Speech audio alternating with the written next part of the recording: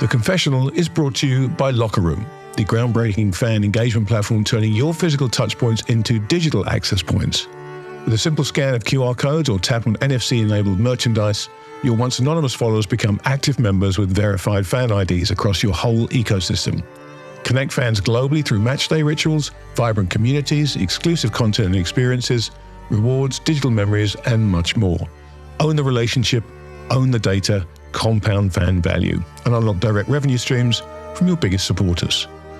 Find out more at www.lockerroom.app. And now, on with the show.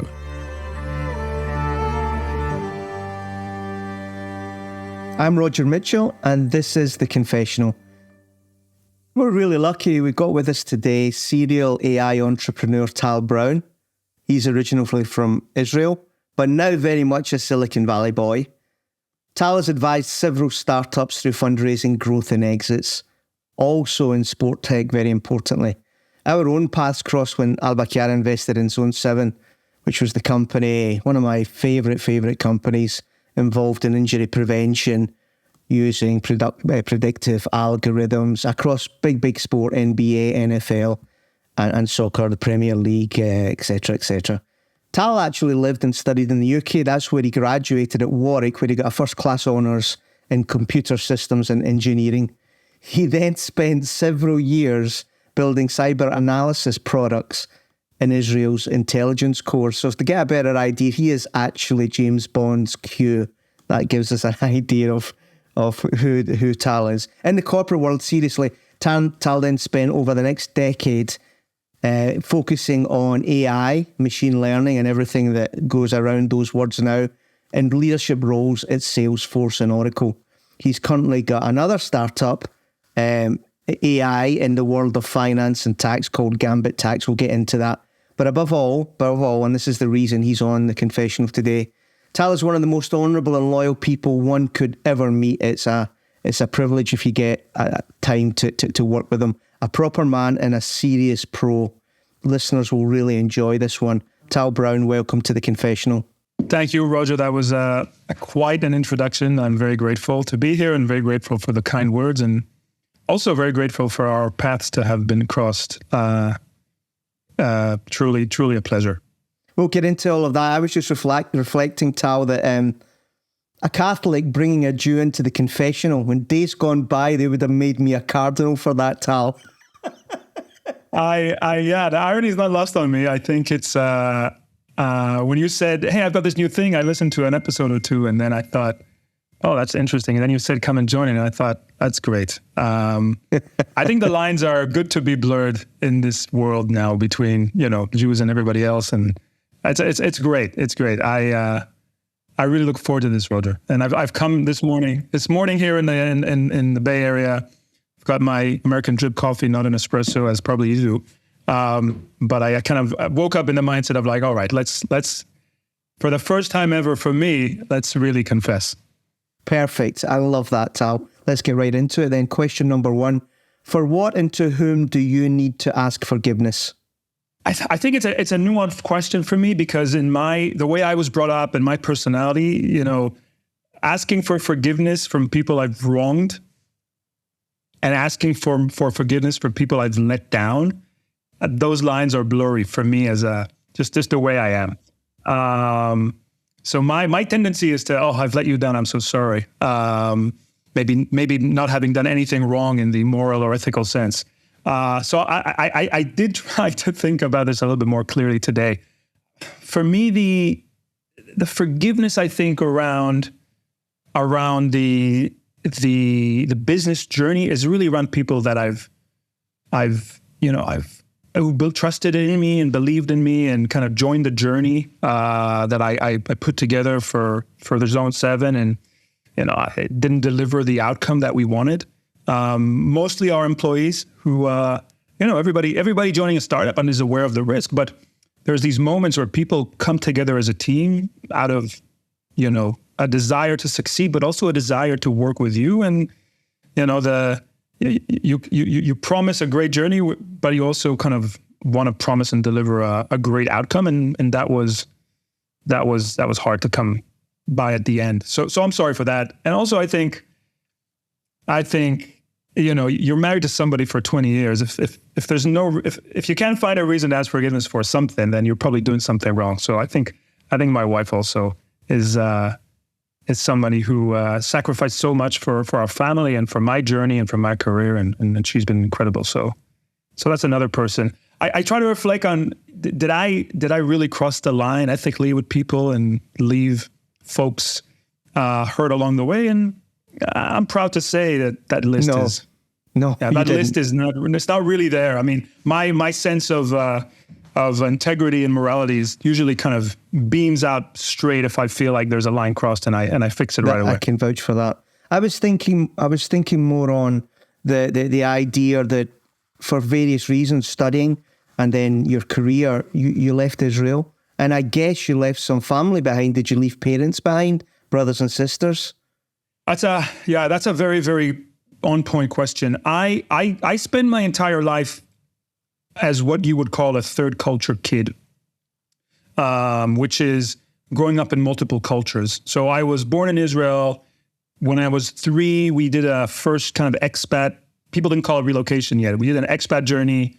I spent 3 years in Africa, Kenya, Nairobi in the 80s. I was very young. We left when I was 6. Came back to Israel. Then when I was 14, did another expat journey. And I spent 3 years in an American school in Asia, in Bangkok. And then I went to the UK and got my degree and came back to Israel, and then spent a decade and a bit there, and then moved to the US for the company. But I've always been this very mobile, dynamic, multicultural life.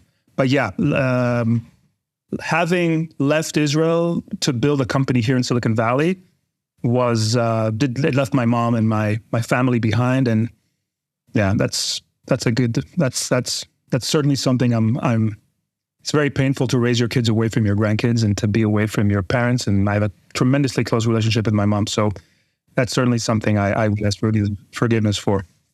Tell me a little bit, Tal, about Israel, because I ask this from you because, I've had my own direct experiences in that country. That's where we met. We met at Tel Aviv. Over 4 years, I spent a lot of time in Israel. And the thing that I found was, and this is important to talk about these days, the thing that I found was how diverse it was. I couldn't believe the concept of, they would tell me, today we're going to this game here, and of course they're an Arab club, and there's some cities in Israel that are basically Arab cities. There's also loads of Christian enclaves, and that was something that I had no concept of. I had this concept of a country that was very much almost, as a brand, Orthodox Jewish, and in fact is nothing like that. And the thing that struck me spending a lot of time with Israelis in the soccer league specifically, from all different backgrounds, is how their views of the world and everything around Israel and the Middle East was very different. Like I guess it is in every country in the world now. Every country's got polarization. But what I do remember, and I'd love your view on, what I do remember is there was a lot of people that said to me, or that didn't have a high opinion of Mr. Netanyahu, and especially his wife. Give me an idea, without going into too heavy much on politics, but give me an idea as to how an Israeli has lived specifically, I would say, the last 4 or 5 years from that context of it being a very misunderstood country. Yeah. So I mean, for context, I grew up in the 80s and 90s. And so I experienced the generation that had peace as an achievable goal in their lifetime. In the 80s and 90s, sure, there was conflict and intifada, but there was this sense of, we can do this. We can do this. We can get to a point where there's peace. I was, as a kid, I went to school and people spoke about peace and they educated you about the importance of peace. And it was an achievable goal. And that's how I was raised. I'm part of that generation. Folks who maybe were born in the late 90s and after haven't experienced that in the national sense. They may get some of that. So that was my context. And it really, like it's when you say diversity and when you say Arab cities, yes, there was real coexistence and optimism in the air everywhere you go. And then in 95, Rabin is assassinated. And over the last 30 years, there's been a gradual drift away from that, partly for good reason, partly for Machiavellian manipulation of folks in control. And the last 5 years have been an extreme, almost opposite of that. So, You said to me once, well, not once, you said to me on that day, you said to me, I'm talking about October the 7th, you said to me, this is our 9/11. Everything is different from this day onwards. Explain that a little bit more, and we've now had how many years it is now since then. And tell me what it's like living as a Jew in a world that thinks you're the bad guy. So I'll talk about October 7th, and I'll talk about specifically Netanyahu, because it's inseparable. So October 7th is basically you wake up to a lynching. Your people are being lynched. It's not terror in the sense of plant a bomb, assassinate somebody, but it's a mass lynching in the most terrible, the brutal way that we can imagine. Right? Like I spent time looking for the right word to describe it, and lynch is the closest thing I can get. By like we learn about pogroms of the Jewish communities and historically in Europe, and this is just mass, horrible, terrible butchering and sexual abuse and just unbelievable things. And so the country is in shock, the people are in shock, and then these lines between we need to protect ourselves, make sure this never happens again, and we need to get our revenge, these lines get blurred. And it's probably, I wouldn't say natural, but it's probably understandable for those lines to get blurred. And then as time goes by, there's no real leadership in the moral sense of the word. So yeah, there's leadership. People are commanding, the military commander-in-chief and orders and operations and all that. But then it just drifts. And so the prevailing powers there that drive this motion forward are Machiavellian politics trying to stay in control of what's happening, especially in light of them being under multiple investigations for whatever combination of fraud and corruption. And so the Jewish people in Israel post October 7, there is a moral obligation to defend and to ensure this doesn't happen again, right? And hopefully also to atone for the mistakes that got us there. But that is led by folks who are Netanyahu, who is primarily, from my perspective, interested in avoiding his corruption trial, multiple corruption trials, staying in power and controlling the legacy forward. And so war has always been driven by politicians, but you can't imagine Churchill sitting in the bunker thinking, what do I need to do in order to stay in power? Let me manipulate everything for that. Like, he made decisions for the good of the country that elected him.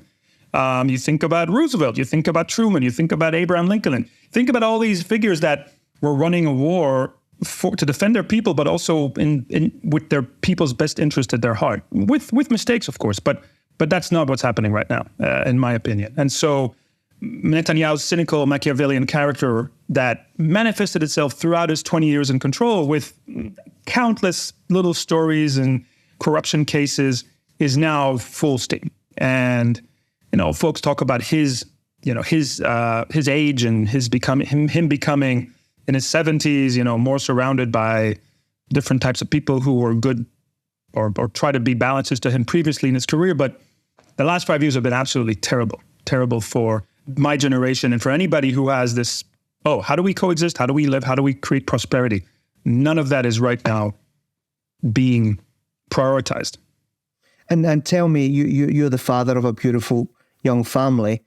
How do you feel, you're based in California now, but even there, how do you feel the view towards, or use that word, anti-Semitism? Has it got to a stage that you're starting to get worried in general for your children? Worried, absolutely, yes. I grew up in a world where I never experienced anti-Semitism. I mean, there was a kid in school. I went to an American school. There was a kid from the South who kind of shouted at me some nasty things, but I never felt in business, in career, in life, family, friends, I never felt anti-Semitism directly towards me. Now, when you look at the criticism at Israel right now, I mean, I'm not going to say everything is anti-Semitic, because that would be just an extreme generalization. But I do think that the generalization of Zionism and Judaism is, to me, an absolute illogical, you could say woke illogical, or you could say deliberate anti-Semitism illogical, but it's completely illogical. The government of Israel is doing things that I disagree with and I would vote against. And I physically protested multiple times in here, in the US and in Israel. Should that be translated against, should that be transposed for hatred or rules against the entirety of the Jewish people? No, that is anti-Semitism, whether conscious or not. I don't know. I'm going to pick some examples, like Russian people not living in Russia right now aren't targeted and ring-fenced as bad because of what the Russian government is doing in Ukraine. I imagine South Africans 20, 30 years ago living outside South Africa felt weird, but they weren't ring-fenced as evil and as, a Machiavellian as part of this global conspiracy as just because the South African government was doing despicable things. And there's more examples. So I think that indicates to me that anti-Semitism is here and it's being driven. There's somebody's driving this. There's money behind it. And it's very, very hard to deal with and to raise your kids in it. I am very fortunate to have been living in this secure, safe, very progressive in a good way bubble in Palo Alto, in this area. So I see nothing towards me in schools or in work. But schools around me, there's swastikas in American high schools 10 miles from me. And sure, there's a swastika and some kids get caught and they apologize and they go to therapy, and the system is dealing with that in the right way in many cases. But unbelievable. Like, this is 2026 and folk and kids who are 14 or 16 see stuff on social media and they think it's the right thing to, have a swastika graffiti on a Jewish kid's locker in high school. So that hasn't happened, I think, in a long, long time. So this stuff now is percolating, and we can talk about macro reasons and social media and maybe... No. I just wanted to give people the idea to share the experience I've had about you. The intelligence, the ability to think through things with nuance. And the last 5-10 minutes, I think, lets them see that without getting into a debate about politics, which was not this. This is about one of the things I would say, however, that is much more related is that Israel is known as the startup nation, and I've always found that quite amazing these days when we're talking about all of this is about commodities and oil and energy and big geopolitical plays. If I'm not wrong, in 1947, Israel had no commodities and no energy, had a lot of people banging on its door with anger, and they created the startup nation. I think that is often misunderstood as to what is going on in that country. And I think that's the context that I want to set for the remainder of our chat, so that people a little bit can understand some of the really, really important things that come out of Israel, Arabs, Jews, and Christians. So let's go on to question number 2. We're going to have a real good time on this one. What's the deal you wish you hadn't done, Tal? When you're building a startup, they're on one end of the success scale is I want to have a huge exit and make tons of money for my investors and my employees, and on the other side of that is the company crashed and I left folks in debt, and the employees had to seek social security payments for the paycheck I couldn't make. And so I very much wanted to be on one side, but the company kind of landed a little bit in the middle. All the employees were made whole and customers were made whole, but we couldn't deliver that huge a promise. And like you said in previous calls, that's the nature of high risk venture capital. one deal, I mean, to build big, you have to raise capital, or at least I had to raise capital. And I raised a little bit of money in early 2018, then a little bit more money in late 2018, about $3 million. And then in 2021, I raised about $11 million of more capital for the company, mostly from equity, a little bit from debt.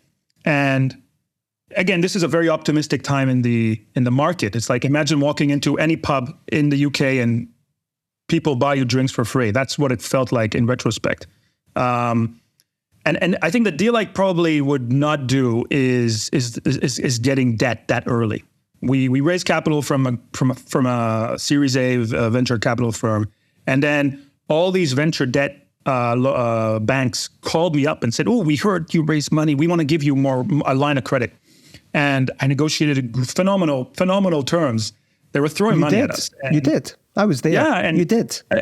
I'm taking credit for it, but also like the market was what it was. It was kind of crazy. And I think the mistake wasn't so much to sign that and get the money, it was to use it. And when the company was kind of 2 or 3 years into that decision, having debt just limited so much of our optionality. And so that's a deal I probably wouldn't do, or at least not do the way I did.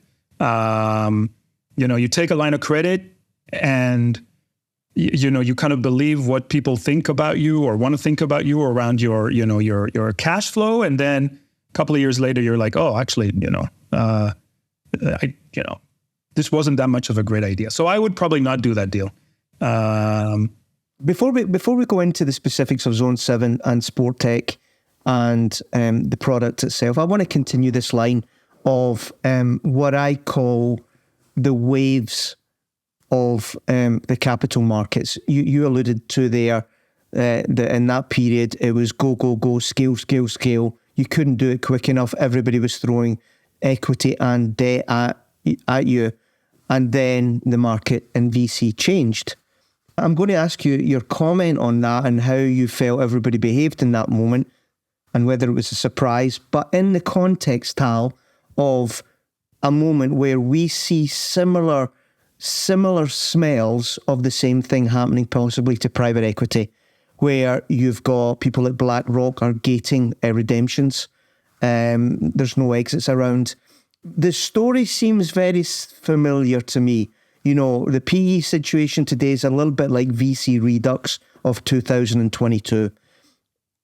Tell us about how you lived the growth of the wave, the peak of the wave, and ultimately the crash, because Zone 7 found itself right in the middle of all three of those.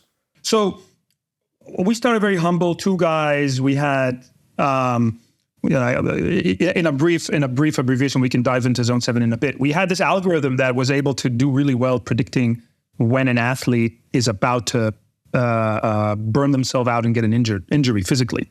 And I can dive into that later. And we saw it work really well, and we saw it work well in a couple of environments, and we had really success stories in La Liga, and we had success stories in the Premier League. And so when capital came and it was accessible to us, everybody was optimistic. And the founders, and of course myself, like this was our first rodeo. And so it made sense to, hey, you want to build big, and to build big, you got to spend and grow and to take the money.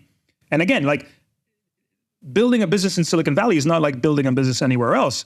Your goal is to be a company that can generate 100x return for your investors. It's not about like, you're not getting money to, let me build a profitable business that runs $10 million a year. That's not the goal. The goal is something else.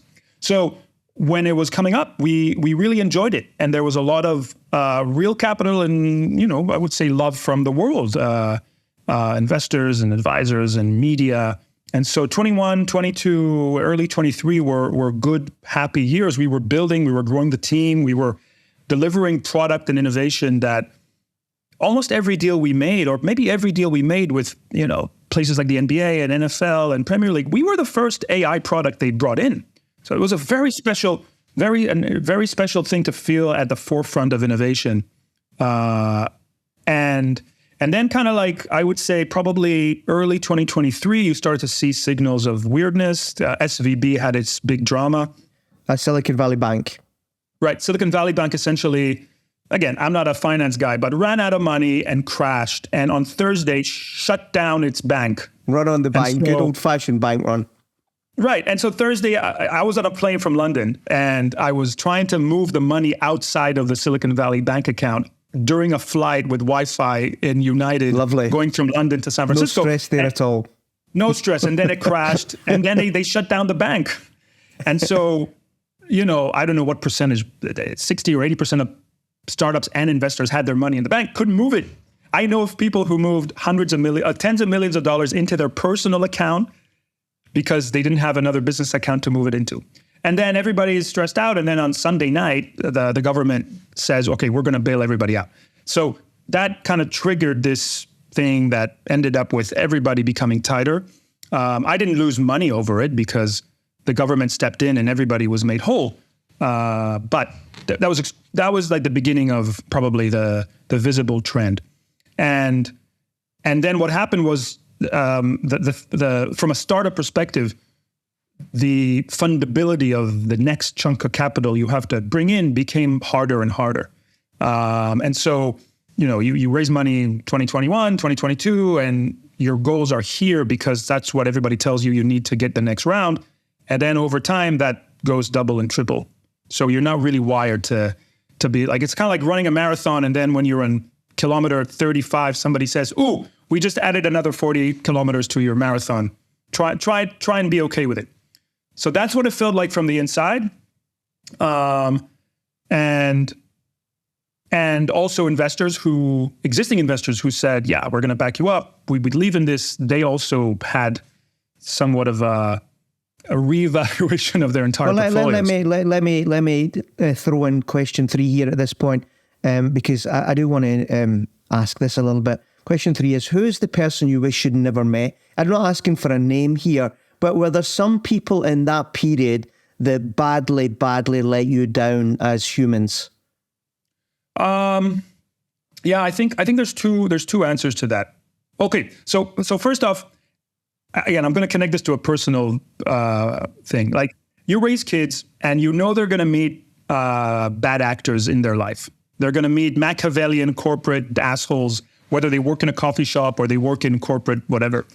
And you want to protect them, but you also know that they have to get the mileage. You can't deal with the corporate asshole when you're 30 unless you've dealt with some smaller assholes when you're 15 and 20 and 25. So most of the people I met along the way that were, manipulative and Machiavellian in a way, I'm actually, like, most of them haven't done tremendous damage to me. And the learnings I got from that are, I think, worth it. That said, I think there's two types of characters that I really wish I could have avoided even more. One of them is what I call the startup predator. It's folks who look for these startups, especially when the founder doesn't know the domain. Like, I came into sports tech without having a decade of experience in sports. And, sometimes an investor or advisor would, okay, I can help, but I just want to get a really, what's the term I would use? Aggressive deal. But I can help, and I will help, but sometimes people prey on you. Oh, these guys raise money, I can get some retainer. Let me just do that and suck them dry as much as I can. So there's a couple of those folks who I wish I had the pleasure of not meeting, or at least cutting them loose much faster. And then, when you work with investors, there's a transition. When you raise money early, it's pure what's called early stage. Like, people believe in you, in your character, in your team, in your personality, and they really want to help. They know it's not a numbers game. And that's also why raising early capital in the US is typically a little bit better than it is in Europe, because it's like the early stage investor, this kind of like, I'll make a bet on a team. That's a very American and to an extent Israeli thing to do. It's very hard to see that in venture funds outside of those two places. But then, as the later you become, the more financially motivated and cold the investors are. And again, I wouldn't say not wishing I've met them, but there were scenarios where people were not behaving in a honorable way, and maybe that's part of business. But I would probably act differently. And so when you raise capital, especially later stage, as much as you can, the diligence on the human side of the investor is just so important. Yeah, so important. I don't want to say more than that. Let me go in then to Zone 7, and this is where our story is joined. I have to say, Tal, I think I've told you bits of this, but I don't think I've said it as directly as this. Zone 7 not getting mass adoption was probably the thing that was the last nail in the coffin for me for the sports sector. Let me put it, for those that don't know, what I mean by that. Injuries, in whatever way you want to classify it, not having your best performers on the field when you need to win games, having people on £400,000 a week salary on a treatment table for weeks on end, the cost of both of those is enormous. In terms of problem, what's the problem you're solving? Is it a big one? It doesn't get any bigger than that for sport. It is the whole ball game, pun intended. Now, so when you have a product that is verifiably reducing injuries by over 50%, verifiably, not theory, not we got a good couple of months and maybe we just got lucky like a better does at the casino. No, verifiably, consistently being able to show a 66% reduction at big clubs like Liverpool. We all thought it was done. We all thought we had found the Holy Grail. So and you and I were together in this. Every time you say to me, what did we do wrong, Roger? I say, we did nothing wrong, Tal. We did nothing wrong. But so when you then get a club, and you can name them all because we went to them all the big ones, many of whom have got a full team out now, out for injury. I'm thinking of clubs like Tottenham Hotspur, and last year the same thing, who won't spend maybe less than $100,000 annually on a software license that has got the chance, even just the chance, to save more than 50% of your injuries. I found that a level of insanity that I could only conclude that this sector was insane. And I have to say, Tal, I've never recovered from that. It's not about the money, or it's not about, the investment that didn't do what it was meant to. I come out of that more convinced than ever and more sanguine about my opinion about the quality of this sector. That's me. You who were, I was a passenger on your train, but it was your train. How do you feel, having spent 10 years of your life on this idea? Yeah, I'm also not fully recovered. I mean, I gave this 6-7 years of my life, and I was in the most exciting, places. I was invited by the NBA to attend All-Star Weekend. I watched the Champions League quarterfinals in Real Madrid as a guest of the doctor and the president in the box. Liverpool is a whole thing where so I'm not fully recovered either, but I kind of see this as two interconnecting factors that drove this or prevented this from really happening. One is the macro of the sports industry, and you wrote about this beautifully, right? It's not a real business-like industry for many, many reasons. Decisions aren't really made in a corporate sense of we have to raise our share price type of way, even though some of these assets are actually traded.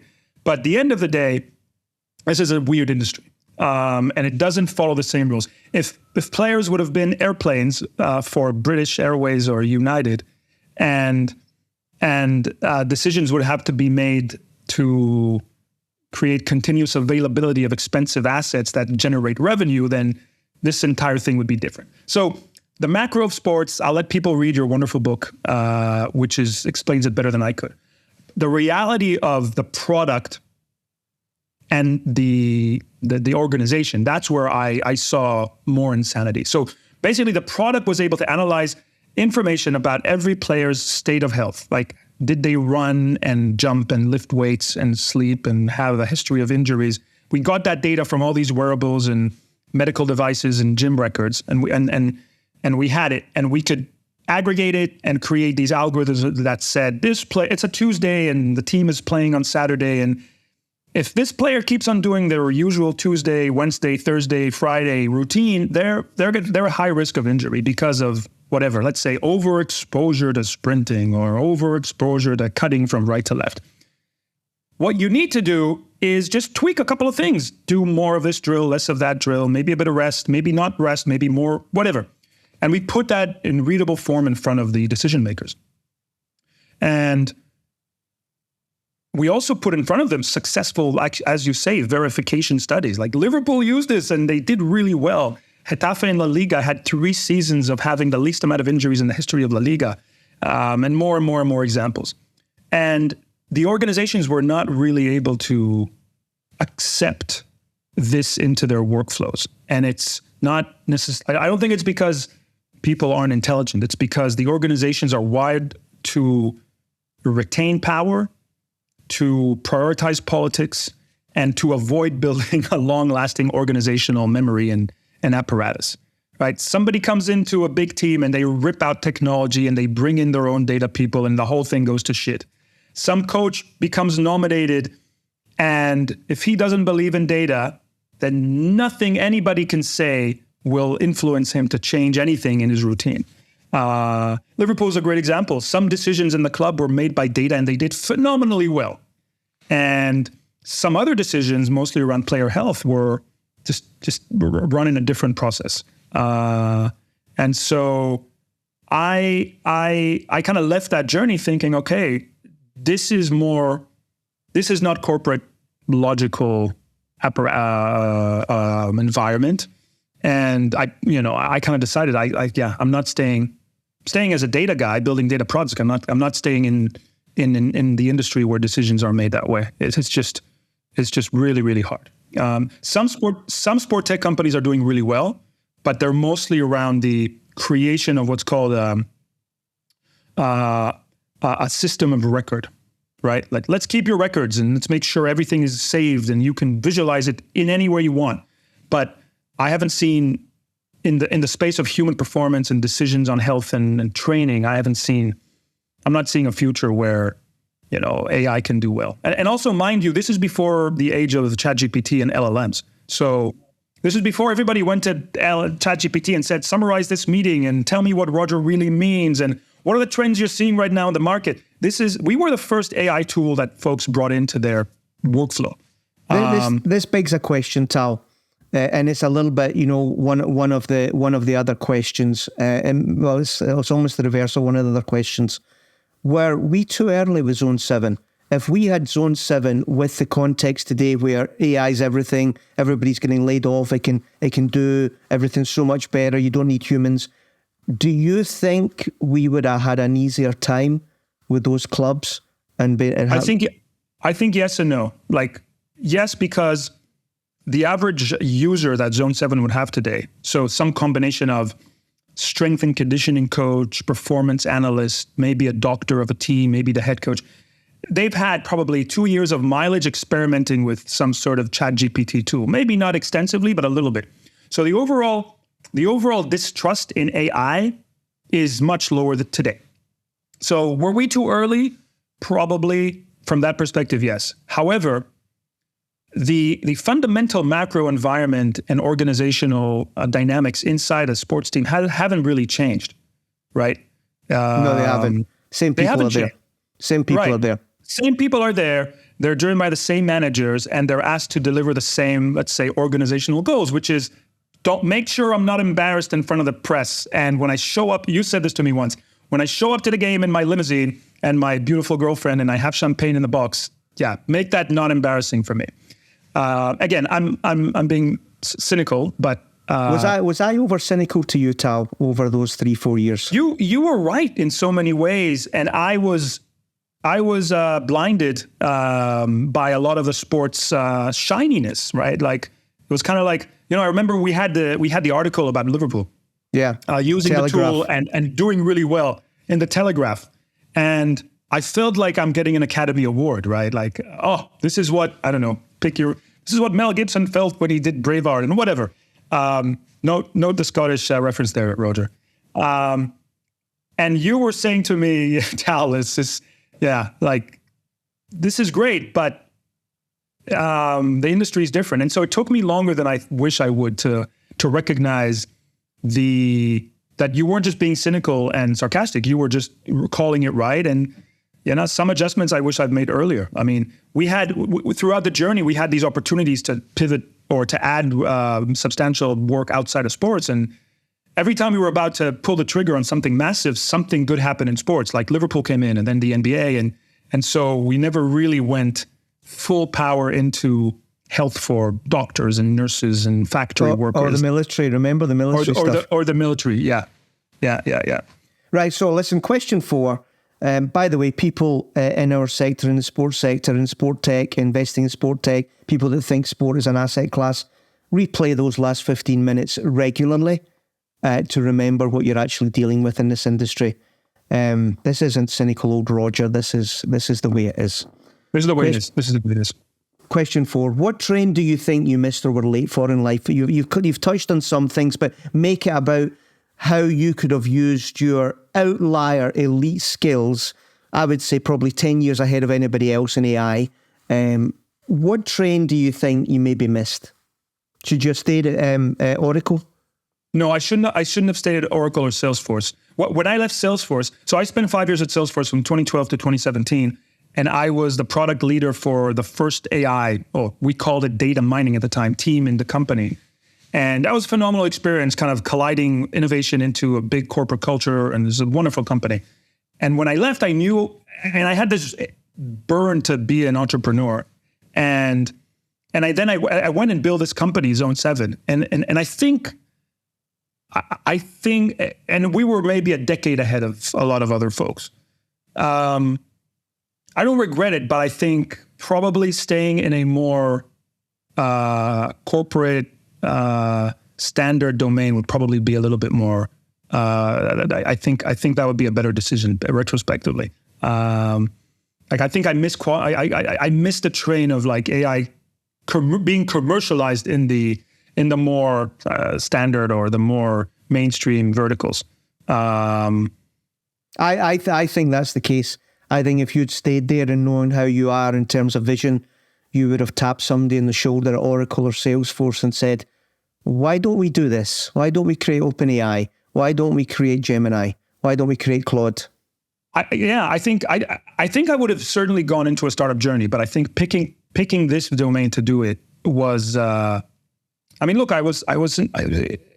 I was kind of blinded in a good way. It was so shiny to think about you helping De Bruyne avoid injuries. Or I remember our first pitch deck was just after De Bruyne got hurt multiple times in City, and so it was very shiny for me. And seductive. It's very seductive sport. Very seductive. Very and they seductive. all fall for it. They all fall for it. And this is why this podcast, this confessional, is so important, because this is the reality, folks.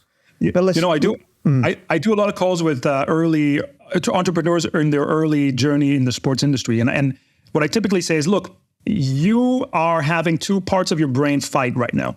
There's the sports fan part that loves sport and watched football with your dad and all these wonderful things. And then there's the entrepreneurial business brain. And right now they're fighting, right? And you need to, wherever this fight lands, if you build a company in sports or you build a company in corporate or business domains, just make sure you're not following your heart and being blind to everything else.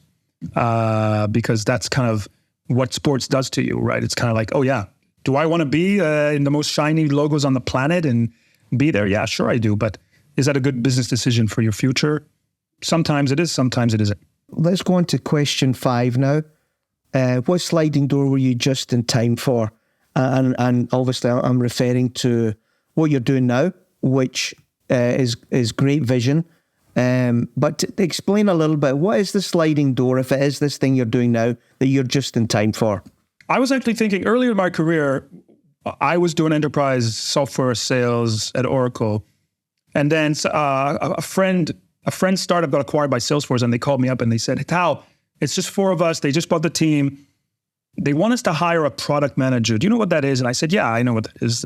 I work with those guys all the time." And then they said, "Would you want to come in and be the product lead for machine learning at Salesforce?"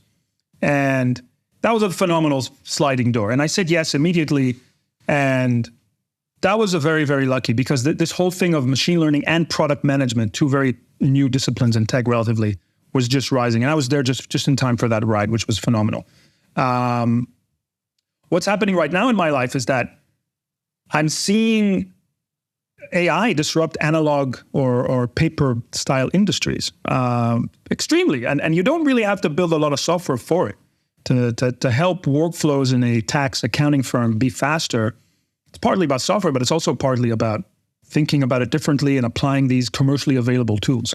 And so that's an interesting sliding door where the disruption of massive service, I'll use the term analog, service industries that are still run in a very analog way. The work is done analog, not through an algorithm.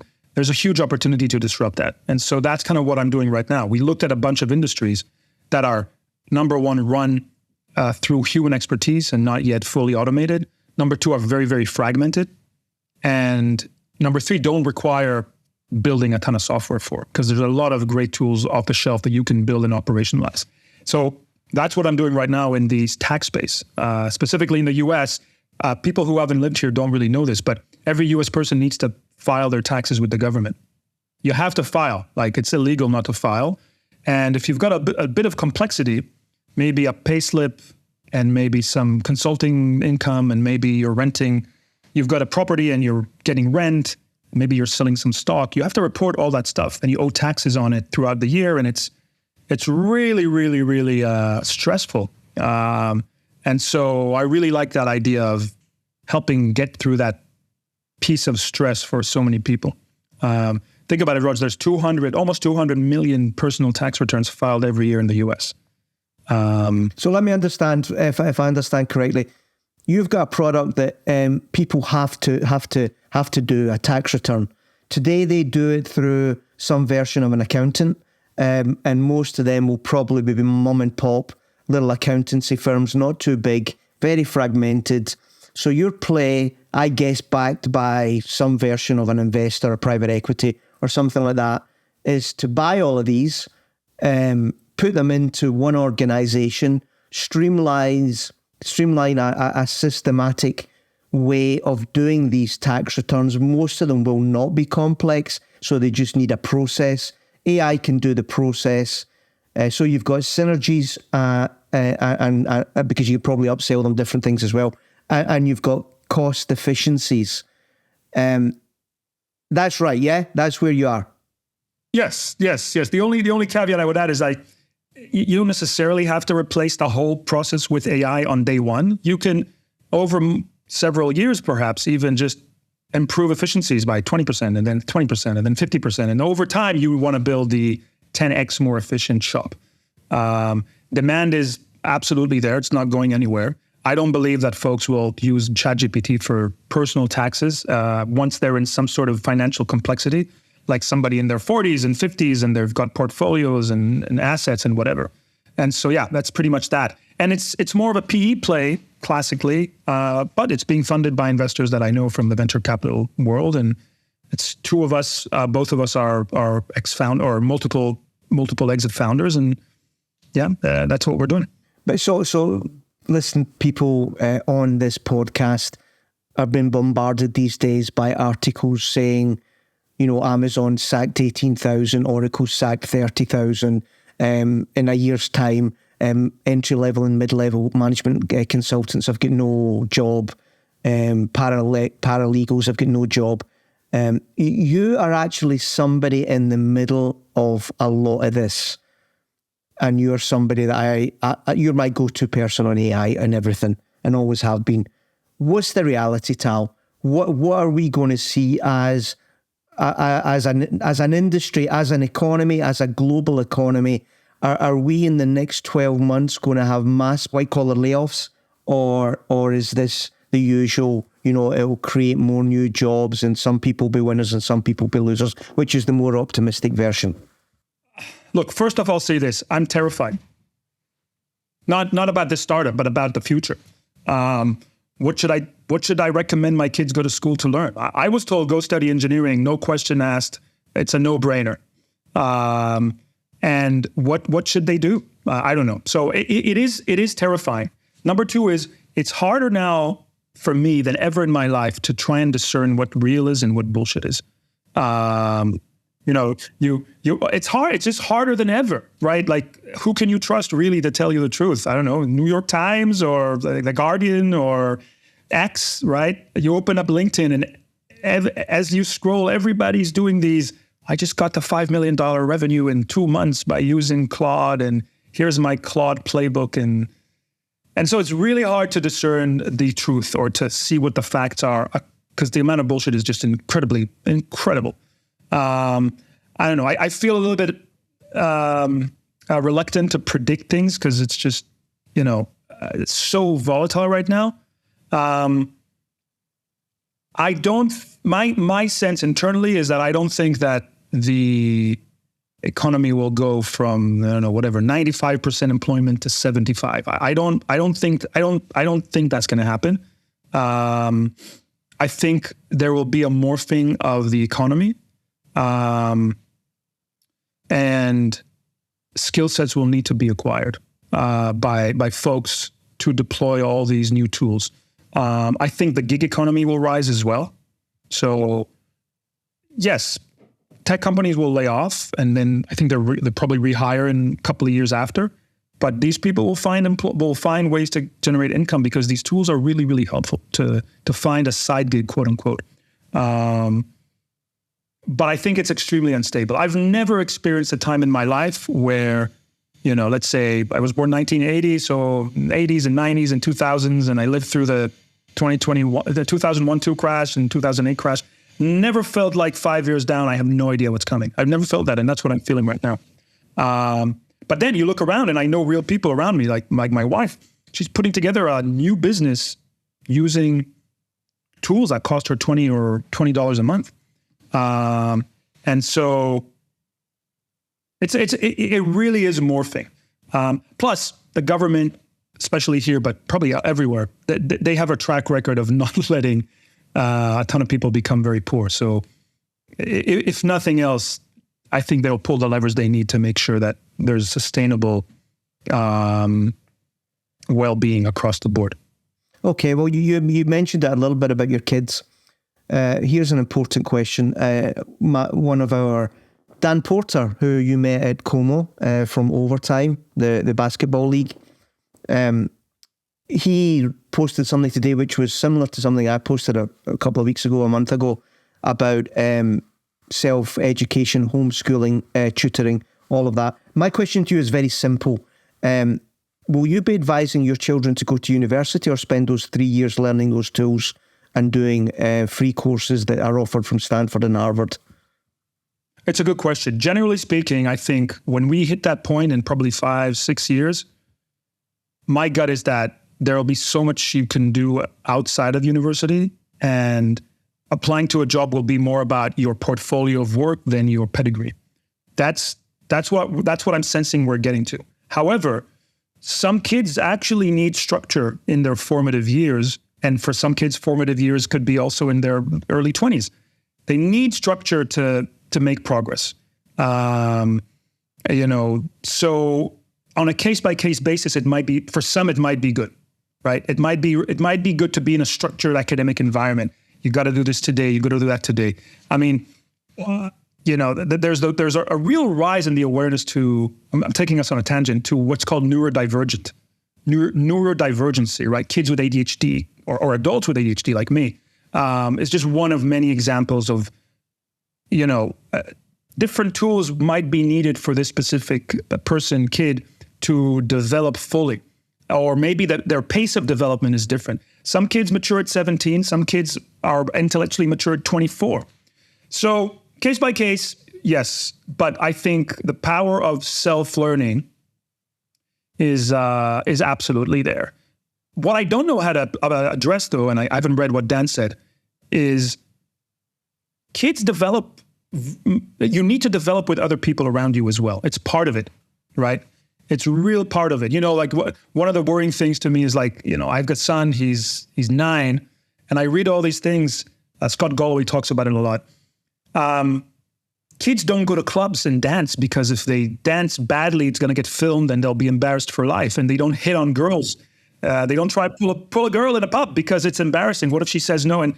And again, this is like a whole topic, but how do you build confidence in kids to go out there in the world and do something? Maybe it's stupid, maybe it's not stupid, and experience that. That I think is even a more important. It's a more important challenge even to me than will you get your skills from, a 3-year degree, or will you get your skills from, a Harvard course online for free? I don't know if you're following this trend of people, the alcohol industry sales are way down. Way down, which also means younger kids are not getting pissed and making mistakes and learning what it feels like to be a little bit embarrassed and move through that. Like I went to the university in England, in Warwick, and I got, hammered. Today they would call it substance abuse here in America, but we got royally pissed 3-4 times a week, and I think I'm okay. I think that had some positive impact on my social skills and my ability to move forward through combination of hangover and embarrassment. So I think we need to think about that for our kids as well. It's not just about, learning to code is cheaper online than it is in Harvard. Great answer, Tal. And that's the reason, Stuart. The last question, which is almost the seeming to be the most difficult one of this confessional. What person do you owe most to in life, but you didn't tell them enough?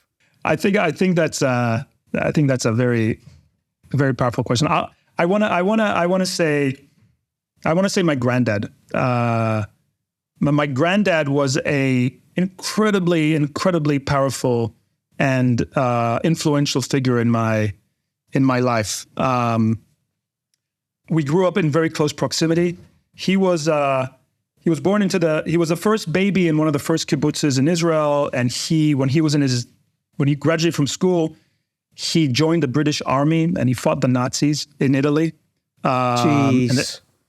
Wow. And incredible. And then he came home, married my grandma. He became an engineer. He became the commander of the Army Engineering Corps, and he was responsible for the first tank factory in the Israeli army.